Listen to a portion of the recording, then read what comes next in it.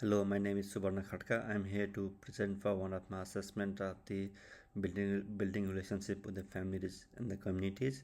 So the topic is the collaborative partnership in the early childhood community.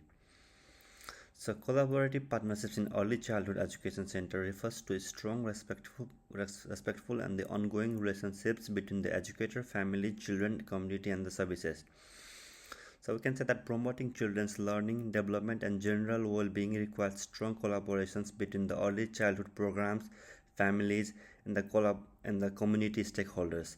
So teachers can learn a great deal and about the children's strength, what their interests are, and the culture and the upbringing when they establish connection with the families that are based on the mutual respect, trust, and the cooperation.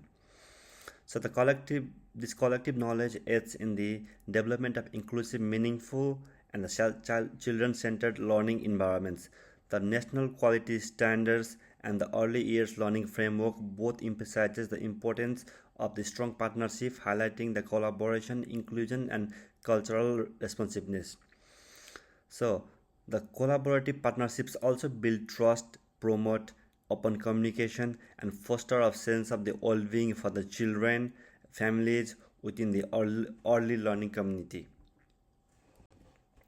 So, importance of the partnership. So, what can be beneficial for the children because of the partnership with the communities? So, the one is building trust, respect, connection, supporting the identity, belonging, and resilience. Families are the children's first teachers, tailored learning aligned with children's culture and strengths.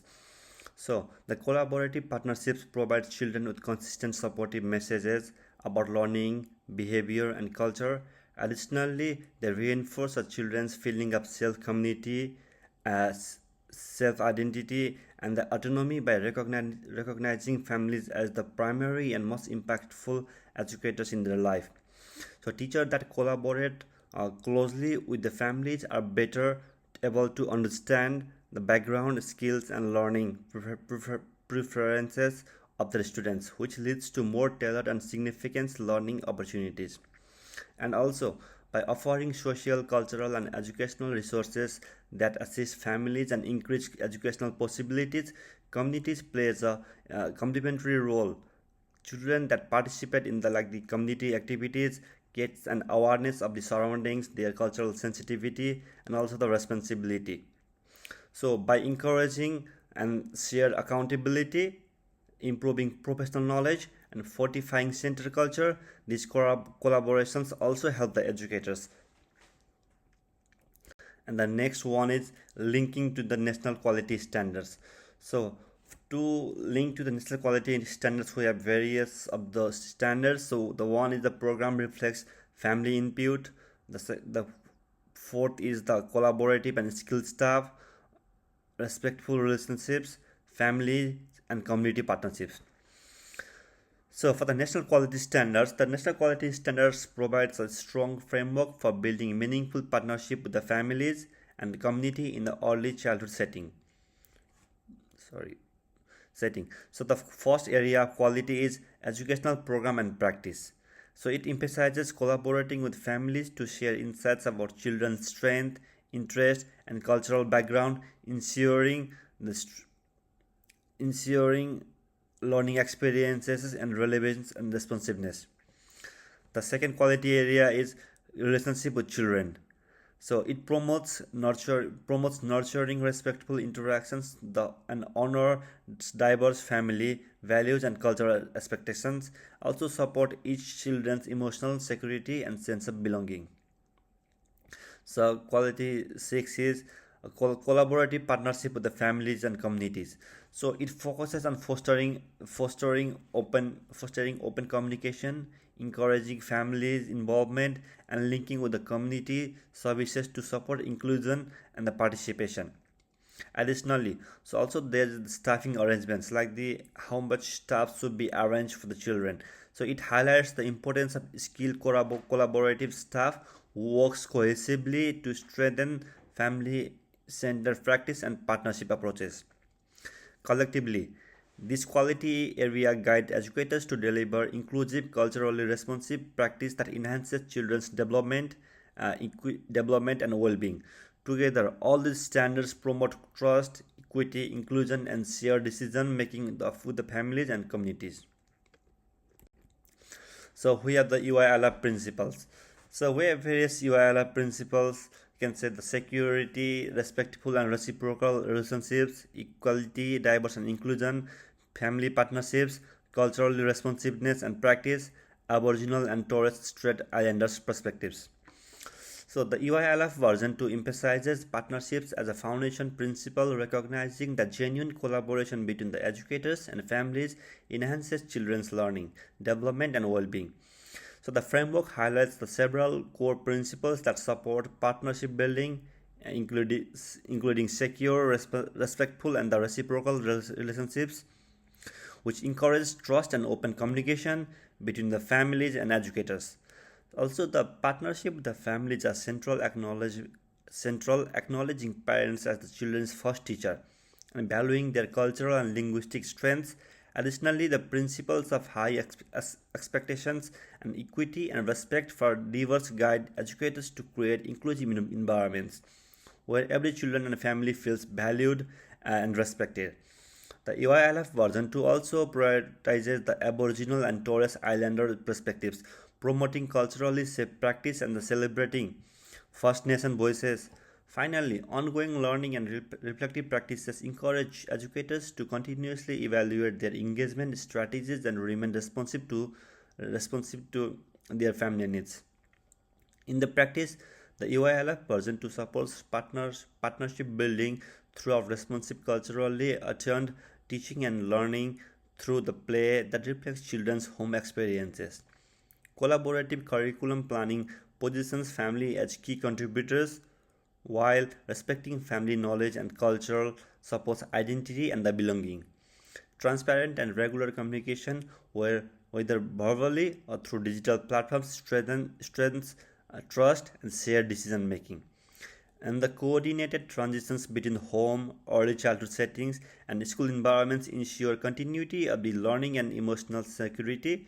Together, these principles and practices enhance the children's sense of belonging, empowering families as active partners and extend learning beyond their classroom, fostering strong connection across all the environments that influence the children's development.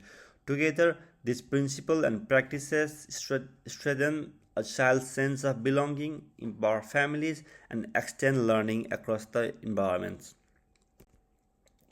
So, promoting inclusion and diversity in the childcare center.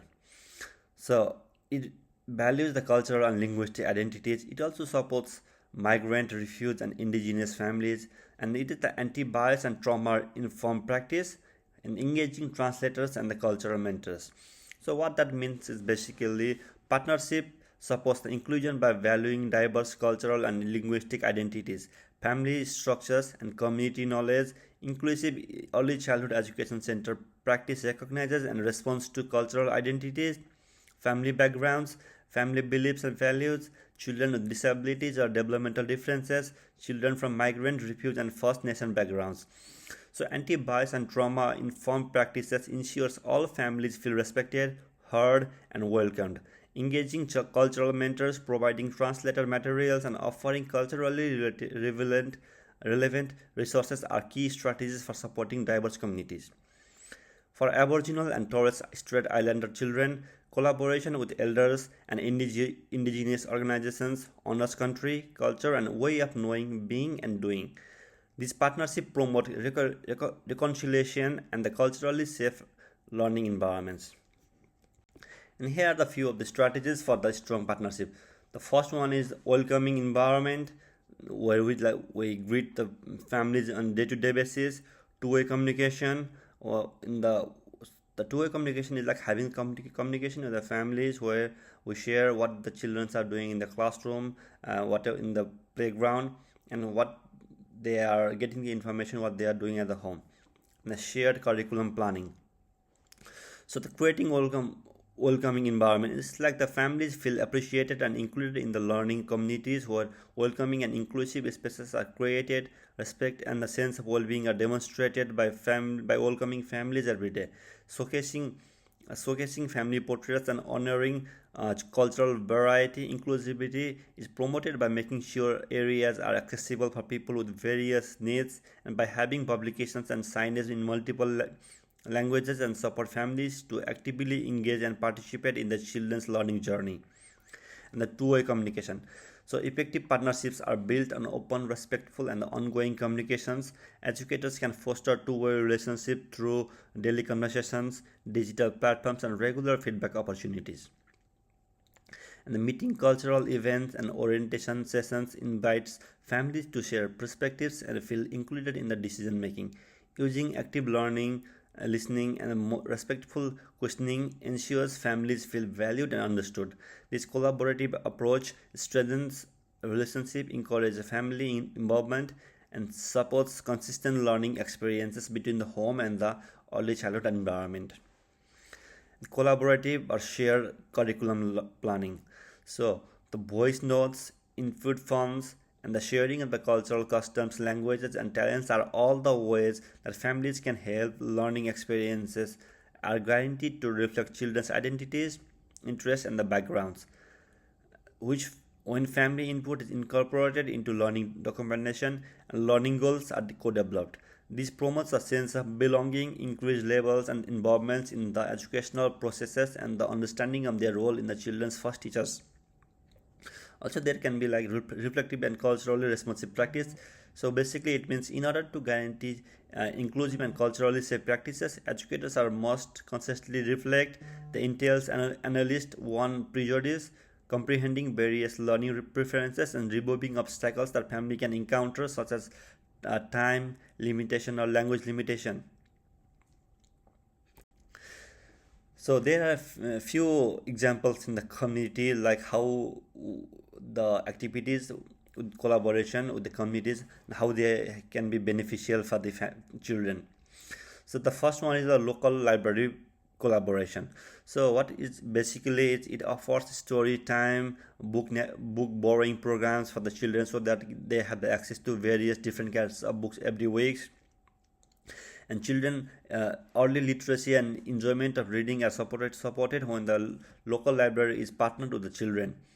Children are exposed to a variety of books, vocabulary, and narrative experiences through literacy events, story sessions, and book borrowing programs. Children gain confidence and sense of community via these encounters, which also help them develop their communication skills and imagination. And the second one is Aboriginal and Torres Strait Islander peoples. Islander partnership. So collaboration with the local elders and cultural organization enhances children's cultural awareness and respect. Through storytelling, art, music, and connection to country, children learn indigenous perspective and values. This partnership fosters inclusion, promotes cultural identity, and supports reconciliation by ensuring Aboriginal and Torres Strait Islander children feel respected, represented, and valued. And the third one is health and allied health services. So the development needs and the children are supported through collaborative and with early intervention services, speech therapists, and children health nurses. So professionals offer educators and families training, advice, and specialized assistance. So this partnership promotes early detection and the support, enhances children socialization, communication, and wellness, and guarantees that all kids have the fair access to the developmental health. So the supporting research. So few research has been done for the various theories, like how the collaboration helps in the children. So one is the Epstein theory of overlapping spheres. So it highlights that the children learn best when families, educators, and communities work together. The second one is Brunner's ecological system. So it basically explains that children's development is influenced by multiple environments, which can be home, school, and the community as well. And the Sims. So it identifies that strong partnership promote children's sense of belongingness and emotional well-being. Gonzalez Mena. So emphasizes valuing families' cultural background and identities and in the childhood practice. So the conclusion. So through all this collaboration, so what we can say is in the early childhood community, so sharing the strong partnership between the families, educators, and the communities are very much essential for the high quality early childhood education. So, and the collaboration fosters trust, shared goals, and consistent support for the children's learning and well-being. Respecting and valuing family culture, languages, and identities strengthens children's sense of belonging and confidence.